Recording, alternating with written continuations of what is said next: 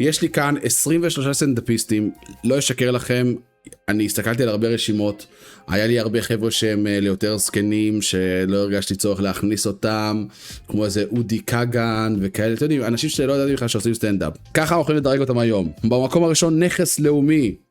אדם ששינה סצנת הסטנדאפ בישראל, לפי דעתי, אדם ברמה בינלאומית.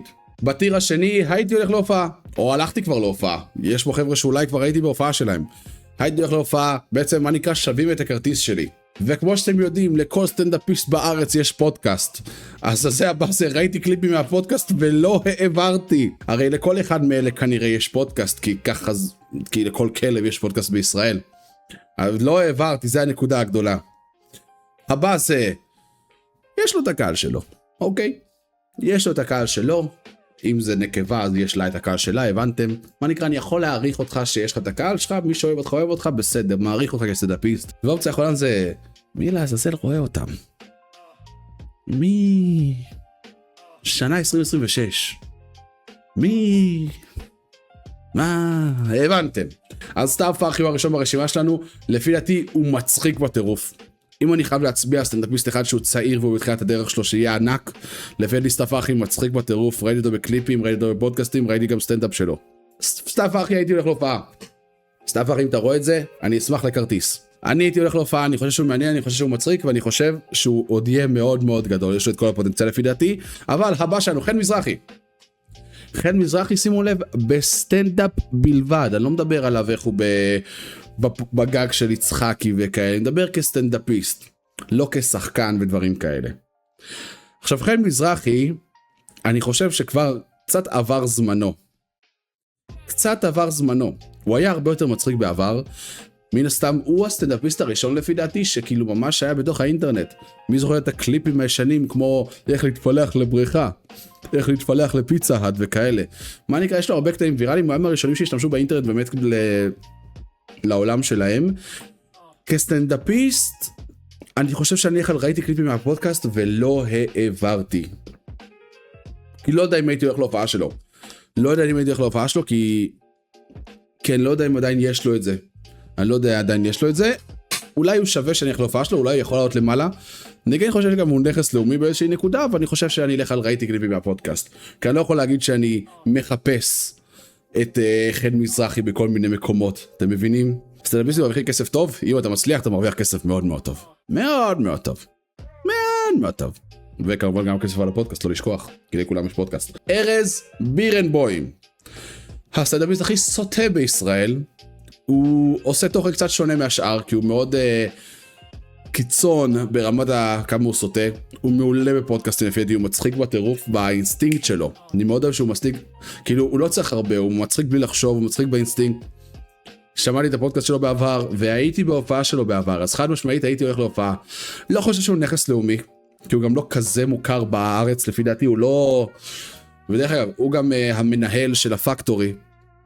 אז הפקטורי הוא מי שרוצה לראות הופעות, מוזמן לדבר איתו בפרטי. הייתי הולך והלכתי להופעה שלו. בן ברוך. בן ברוך. אני דיברתי על זה גם בסרטון שהעליתי. אני חושב שהוא לא מצחיק בכלל. לא רוצה לצאת הייטר גדול מדי, אבל בן ברוך הוא לא סטנדאפיסט מצחיק. אני חושב שהוא פודקאסטר טוב, אני חושב שהוא יוצר תוכן טוב, הוא מקים הפקות טובות, אבל כסטנדאפיסט אני לא חושב שאי פעם צחקתי מבדיחה שלו. אבל אני כן יודע שההורים שלי הלכו לסטנדאפ שלו ונהנו. אז אני אשים יש את הקהל שלו, שזה הקהל של המבוגרים. אני חושב שאם אתה 40 ומעלה, אתה תעוף על בן. אם אתה מחפש בדיחת אשתי טובה, מצאת את הנקודה שלך. בן ברוך, בדיחת אשתי טובה. אבל אם אתה מחפש משהו שאתה יכול להתחבר אליו כשאין לך אישה, אין לך סיבה להגיע לשם. אם אין לך 2 ילדים ומעלה, אין לך מה לחפש בפודקאסט. אין לך מה לחפש אצלו בסטנדאפ. שחר חסון. שחר חסון עשה המון. יכול להיות שהוא הסטנדאפיסט הראשון של חלקכם הכרתם. אני מכיר את השיר שהוא עשה עם פרנקלין, חבר'ה, חפשו את שיר הקיצ'ית. אני חושב שחר חסון, ניקיטה, אני הייתי לגמרי. שחר חסון הוא נכס לאומי. תגידו מה שאתם רוצים, כולכם יכולים לשלוף ברוכים הבאים לשעשועון ושושי לכולכם יש מלא רפרנסי שחר חסון בראש, גם אם אתם רוצים וגם אם לא. גם אם אתם לא אוהבים אותו, עד היום הוא עושה כל שבוע קטע חדש שהוא מעלה. כל פאקינג שבוע יש קטע חדש של שחר חסון. אני מדבר איתכם, זה רץ כבר איזה 40 שנה זה מרגיש. מהתקופות האלה, 3 שנים אחורה, שימו לב. נכס, צאן, ברזל ישראלי, הכל אלתורים, וזה חלק... אוקיי, לא אמרתי שהרשימה הזאת היא של סטנדאפיסטים שבאים מוכנים מראש. לא כולם בסטנדאפ הם יונתן ברק, שבא מראש עם 1.5 שעה מוכנה. אתה לא חייב להיות יונתן ברק.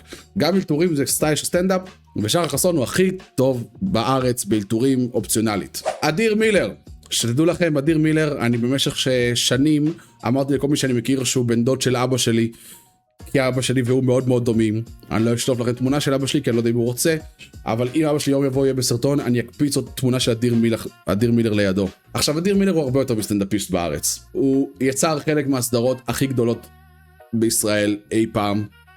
הוא מצחיק בטירוף, הוא מאלתר מדהים. הבעיה זה שאם אני צריך להצביע על אלתור של אדיר מילר, זה 2012. כולכם מכירים את אדיר מילר מאלתר 2012, אדיר מילר 2012, סטנדאפ באלתורים, זה הסרטון הכי גדול שלו, נראה לי. הבעיה שאני לא יכול להגיד לכם מה אדיר מילר עשה ב5 שנים האחרונות. גם זה, שימו לב, הדבר הראשון שעולה כשאני שם אדיר מילר, זה 2017. 2, 8 שנים, 6 שנים. אני לא יודע אם הוא בטור משל עצמו, ומה הוא עושה לבד, אבל אדיר מילר לא ראיתי אותו מעלה שום דבר, או עושה שום דבר כבר שנים. בטוח הוא עושה טורס, ובטוח הוא עדיין מופיע, הוא כן נכס לאומי all time, והייתי הולך להופעה של אדיר מילר גם היום, למרות שהוא גם בדיחות אשתי וכאלה, אבל לפי דעתי הוא יותר מגוון. אם הוא מאלתר הוא נכס לאומי, אבל אם הוא עושה סטנדאפ זה יש לו את הקהל שלו. אז אני שם את זה והייתי הולך להופעה, והייתי איתו, אני מאוד אוהב את אדיר מילר, אבל אני לא יכול להגיד לכם מה הוא עושה ב5-6 שנים האחרונות. רמזור זה הסדרה הישראלית יכולת הכי טובה אי פעם, אבל אני לא יכול לשים אותו כאן, אם הוא לא עשה שום דבר בשנים האחרונות. יוסי גבני, אני מאוד אוהב את יוסי גבני. מי זוכר את אנס חמדן? אני חושב שאני שם אותו גם והייתי הולך להופעה. כי הייתי הולך להופעה, והלכתי להופעה. אני חושב שהוא מצחיק, אני חושב שהוא מקורי, אני חושב שהוא קצת מיוחד מה שהוא עושה. היום הוא בעיקר בפודקאסטים של ספורט וכאלה, מה שראיתי. ועכשיו שאני מסתכל על הטיר, אני מרגיש שאני צריך להרים את אדיר מילר למעלה. חבר'ה, יכול להיות שאדיר מילר יעלה, אני מודיע מעכשיו. כי אני מסתכל על הטיר ואני מסתכל על האנשים שכאן, ואני חושב שאדיר מילר צריך לעלות. גיורא זינגר, ואל תשכחו, הרשימה הזאת שלי. מי לעשות צופה בגיורא זינגר? אל תשנאו אותי. אל תשנאו אותי. אף פעם לא צחקתי מגיורא זינגר. כן, אני חושב שהוא גם יכול בקטגוריה שיש לו את הקהל שלו, שזה פשוט רוסים. כל הבדיחות שלו זה תמיד רוסים, אוי, אני מחכה את אמא שלי שמדברת ככה. אף פעם לא התחברתי. אני חושב שאם אתה לא רוסי, אתה לא נהנה כל כך מהבדיחות האלה. וגדלתי עם רוסים, אני מכיר הרבה קולצ'ר של רוסים. אני חושב מילה זל רואה אותו ב-2026. הוא כן מעלה עדיין דברים, סיוטים מצוירים, שכן קיבל צפיות. אבל אני מבטיח לכם שהבדיחה הראשונה תהיה רוסים. בואו נעשה אפילו בדיקה. יאללה. השורה הראשונה. רוסית. אין מה לעשות חבר'ה. I raised my case. גיורא זינגר, אם הייתי רוסי, הייתי בשמיים איתך. אבל אני לא, וזה מה שיש. שאולי בדישי. הדבר היחיד בערך שאני יודע עליו זה שהוא היה בצחוק מהעבודה לפני 50 שנה. אני חושב שאני אשים במילה זזל. השנה 2026, שאולי בדישי. מה הדבר האחרון שעשית? 7 שנים, 3 שנים, 16 שנים, אתם מבינים? אני זוכר אותו מכאן. זה הבאה האחרונה שאני זוכר את שאולי בדישי, 16 שנה אחורה. It is what it is, חבר'ה, it is what it is. ישראל קטורזה. אני חושב שקטורזה, ברור שהוא יוטיובר של מבוגרים, יוטיובר אמרתי קוסמק, ברור שהוא סטנדאפיסט של מבוגרים, והוא עושה תוכן בעיקר של מבוגרים, והוא הסטנדאפיסט האהוב על אבא שלכם. אבל חייב להגיד, אני מקשיב לקטורזה, אני חושב שהוא טיפה יותר מזה. אני אשים ראיתי קליפים מהפודקאסט ולא העברתי. נכון שאין לו פודקאסט ספציפי, אבל יש לו נגיד את מועדון לילה שהוא שם, כשהוא במועדון לילה, אני צוחק. קטורזה מצחיק, אפשר להגיד עליו הרבה דברים ויש לו את הקהל שלו, אבל אני חושב שהוא מצחיק, אולי לא ראיתם מספיק קטעים ולא את הקטעים הנכונים. אני לא חושב שהייתי הולך להופעה כי זה לא האזורים שלי, אבל אני חושב שהוא רמה מעל בן ברוך, לפחות מבחינת כמה הוא מצחיק אותי, זה בטוח. טל ראשון, כסטנדאפיסט אני מדגיש, הייתי בהופעה של אסף יצחקי, והוא היה המחמם שלו. ראיתי את החימום, לא הפציץ. חייב להגיד, לא הפציץ. בפודקאסטים הוא אש, בקליפים הוא אש, בכללי באינטרנט כאושיית רשת הוא אש, בגג של יצחקי הוא אש. כשראיתי לו עושה סטנדאפ, הוא לא עכשיו קרא אותי. הוא לא קרא אותי. אבל עדיין אם הוא פותח הופעה, הייתי הולך להופעה, לא ישקר לכם. לא ישקר לכם. חבר'ה, אולי אני מעלה את אדיר מילר אחד למעלה. כי הייתי הולך להופעה של אדיר מילר לפני כל אחד מאלה. אוקיי? והייתי הולך להופעה של אלה, והלכתי להופעה של אלה. אדיר מילר עולה לנכס לאומי, חבר'ה. אדיר מילר, הוא עשה כל כך הרבה בשביל ישראל. אביעד לודבק, אולי חלקכם פחות תכירו אותו, הוא מאוד מאוד חדש, מאוד מתחיל. מי שראה את הרבה הרוסטים של דור איתך, אז הוא ראה אותו מפציץ את החיים שם, ואני חושב שהוא כרגע ההגדרה שלי, לראיתי קליפים מהפודקאסט ולא העברתי. לא יודע אם הייתי הולך להופעה שלו, כי אני לא בטוח אפילו אם יש לו הופעה מלאה כבר. אבל ראיתי קליפים מהפודקאסט ולא העברתי. הוא כאילו, וסטאפ ארכי הם הבאים בתור בעיניי בסטנדאפ הישראלי, אבל סטאפ ארכי יותר מצחיק בעיניי כרגע. ומה שהיה לי שיחה עם חבר של אחותי, בארוחת שישי הוא בא אליי ואמר לי כמה הוא התאהב בלודבג, והוא התחיל לשמוע את הפודקאסט שלו, והוא אומר הפודקאסט שלו הדבר הכי מצחיק בארץ. אז אמרתי לו שאני אשמע את זה. אז מחר בדרך לעבודה, אני אשמע את הפודקאסט של לודבג, ואולי מחר אני אחזור ונעשה, אני אפתח לייב ל4 שניות רק כדי להגיד לכם, שומעים טעיתי. אבל כרגע הוא כאן. מתן פרץ, איך הוא כסטנדאפיסט, עוד פעם, לא לשכוח את הקטגוריה. בוא נתחיל מנתונים יבשים. אושיית רשת טופ. בפודקאסטים לפי דעתי הוא מצחיק בטירוף. טוב. האם הייתי הולך להופעה של מתן פרץ? אני לא יודע. כי אני ראיתי את ההופעות שלו והוא בעיקר עושה תוכן על בנות. אני חושב שבכללי רוב הקהל שלו זה נשים. הוא כאילו הסטנדאפיסט של הבנות. אם זה היה נגיד דירוג של מי הייתי רוצה לראות כאורח בגג של יצחקי בפרק הבא, נכס לאומי. אבל כרגע אני חושב ראיתי קליפים בפודקאסט ולא העברתי. כי הוא טוב. אבל כסטנדאפ נטו אני לא זוכר את עצמי כאף עליו. שאולי עושה גם סטנדאפ והוא מצחיק בסטנדאפ, אבל לא יודע אם הייתי הולך להופעה. לא יודע אם הייתי הולך להופעה. עוד פעם, אחת הדמויות הכי גדולות שיצאו מישראל. מצחיק בטירוף, מעניין בטירוף. שאולי נכס לאומי כדמות. אם אנחנו רואים כדמות, נכס לאומי. אם אנחנו רואים בפרלמנט, חד משמעית נכס לאומי, פרלמנט אחת הסדרות, וואו, וואו, וואו, וואו, באותו מידה כמו רמזור. אבל כרגע, כסטנדאפיסט, לא כשאולי הדמות. לא שאולי הדמות, רגנר, לא לשכוח. שאולי הסטנדאפיסט. ראיתי קליפים ולא העברתי. אם שאולי מעל 200 מת. לא, עזבו בתוך הקטגוריה, עזבו. אוקיי, אין סדר בתוך הקטגוריה. אני נטו מעלה אנשים למעלה, מוריד למטה. יונתן ברק. שלא ישקר לכם פעם, לא אהבתי אותו. לא התחברתי לסטייל של הסיפור ולאט לאט ולהגיע לאיזושהי נקודה בסוף. אבל עם השנים התחלתי לאהוב יותר ויותר.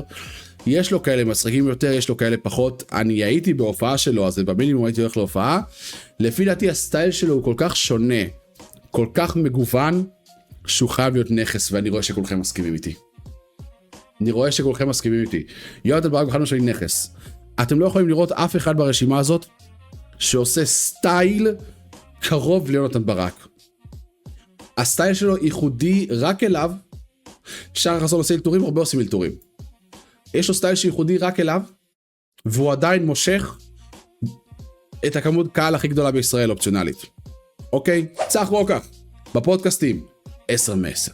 בקליפים, 10/10. בסטנדאפ, אני חושב שהוא עם מתן פרץ כרגע באותה סירה בעיניי. הוא יכול לגדול. Next up. האם אני צריך לדבר יותר מזה? אסף יצחקי לפי דעתי כסטנדאפיסט שראיתי, אני חושב שהוא הכי טוב שיש לישראל להציע כרגע. הכי טוב שיש לישראל להציע. הייתי באיזה 4 סטנדאפים שלו כבר. הסטנדאפיסט שהייתי סו הכי הרבה פעמים בהופעות. הוא מצחיק בטירוף, הוא טוב בלאלתר, הוא גאון הפקתי, ורואים את זה בגג של יצחקי שלפי דעתי זה הפודקאסט הכי טוב שיש לישראל להציע. פודקאסט כמובן בתחום הקומדיה, אם אתם מחפשים פודקאסט כלכלי, הוא לא הפודקאסט בשביל זה. חייב שמיים מקום ראשון. למה יש לי שני בן ברוך פה? תהיו אחד עם השני. נועם אונגר. ראיתי אותו גם מחמם ליצחקי פעם אחת. והייתי הולך להופעה שלו. אני חושב, אני יודע שאולי חלקכם לא תעופו עליו, אני אישית כל כך אוהב, יש בו איזשהו חן, ולא רק מזרחי. יש בו איזשהו חן, הוא מצחיק, הוא מעניין, הוא גורם לך לחייך כשהוא עולה לבמה, הוא פשוט חמוד כזה, כיפי. אורי ברויר. underrated אורי ברויר. לפי דעתי הוא אחד המצחיקים. עוד פעם, הוא עושה על נושאים קצת שונים, הרבה ירידות עצמיות, הרבה על עולם החנונים, שונה בנוף מכל אחד שאתם רואים כאן כרגע ברשימה, זה בטוח. הוא מעניין, הוא מגוון, הוא אחד האנשים הכי חדים מבחינת פאנצ'ים, ורואים את זה. חד משמעית הייתי הולך להופעה, הוא לא נכס, אבל הוא חד משמעית הייתי הולך להופעה. אורי ברויר מצחיק בטירוף, הוא חד, הוא מעניין, הוא רלוונטי, הוא קורע כשצריך. אורי חזקיה. היה תקופה שהוא שלט בארץ. הוא שלט בארץ. אני חושב שחד משמעית הייתי הולך להופעה של אורי חזקיה גם היום. הוא מצחיק, במועדון לילה הוא הכי מצחיק שם בפאנל לפי דעתי. הוא קורע, הסטנדאפים שלו מלפני שנים הם הדברים הכי מצחיקים שיש. בצחוק מעבודה הוא היה מדהים. הוא היה מדהים אורי חזקיה. הוא קצת פחות גדול מן הסתם בשנים האחרונות, הוא קצת ירד עם זה שהוא מזדקן כמו שכולם מזדקנים, אז אני משאיר אותו בהייתי הולך להופעה ולא בנכס לאומי, למרות שהוא יכול להיות בנכס לאומי. את אדיר מילר שמתי כאן בגלל הסדרות שהוא עשה, ואת שחר חסון כי הוא עדיין קונסיסטנט as ever, אבל אורי חזקיה הייתי הולך להופעה שלו חד משמעית. דניאל חן. אני יודע, הוא ההגדרה נראה לי של הסטנדאפיסט האהוב על הסטנדאפיסט שאתה הכי אוהב. מכירים את זה? Your favorite rapper style? אני חושב שיש לו את הקהל שלו. אני חושב שדניאל חן לא מצחיק. יכול להיות שאולי באחד על אחד הוא קורא, יכול להיות שבפודקאסטים הוא קורא, יכול להיות לא יודע. ממה שאני ראיתי מדניאל חן, ויכול להיות שאני צריך לראות יותר פשוט לא ראיתי מספיק, אני חושב שהוא נשאר ויש לו את הקהל שלו. מור חן. האישה היחידה ברשימה שלנו, שימו לב. יכולתי לשים איזה עדי אשכנזי רותם אבואב, אבל לפי מה שאני יודע הם כבר מתו. ונמשיך הלאה. חבר'ה, אני שנייה צריך לדבר איתכם. בואו קרוב שלא ישמעו אותנו. האם נשים בסטנדאפ מצחיקות? טייק קשה, אני יודע. אני לא אומר את זה בפן סקסיסטי. אני באמת לא סקסיסטי. יש בנות שהן מצחיקות. אבל יש לכם סטנדאפיסטית שהם יכולים להגיד, הייתי הולך להופעה שלה? עדי אשכנזי, רותם אבואב, עוד שמות שאולי אתם מכירים. הייתם אומרים? אתם יודעים, מור חן אני אעלה אותה ליש את הקהל שלה, כי היא עדיין מוכרת, ובפודקאסט של יצחקי הייתה בסדר. הן מצחיקות נשים אחרות. אני חושב שנשים אחרות הולכות למתן. אבי נוסבאום, הייתי בסטנדאפ שלו באופן מפתיע. אני הייתי בסטנדאפ של אבי נוסבאום לפני שנים, כי אני וחברה שלי ממש רצינו סטנדאפ באותו יום, והוא היחיד שהיה באזור שלנו שעשה באותו יום. והוא אפילו דיבר איתנו מהקהל, ואמרתי שקוראים לי חושן, ואז הוא צחק על השם שלי. והאמת שהוא הצחיק אותי. אבי נוסבאום, הוא יותר מבוגר, הוא מופיע במועדון לילה. אני חושב שהוא בסטנדאפ שראיתי שלו, הוא הצחיק אותי. הוא לא קרא אותי, והלכתי להופעה שלו. אבל אני חושב שאם היום אתה אומר לי, האם זה שווה לי לחזור לעוד הופעה? אני יוריד אותו אחד למטה. וזהו חברים, זאת הרשימה שלי. זאת הרשימה שלי, בוא נסתכל, נעבור עליה, נראה אם אני רוצה לשנות מישהו. האם אני רוצה לשנות מישהו? יש חבר'ה שלי, נגיד צח רוקח ומתן פרץ, יש עולם שאני מעלה אותם למעלה.